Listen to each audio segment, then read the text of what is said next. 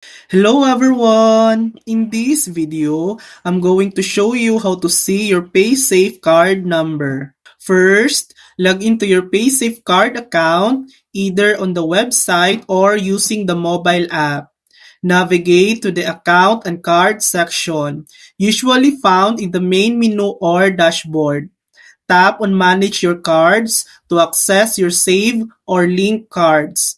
Within this section, select Show Card Details or copy card number to view your 16-digit PIN.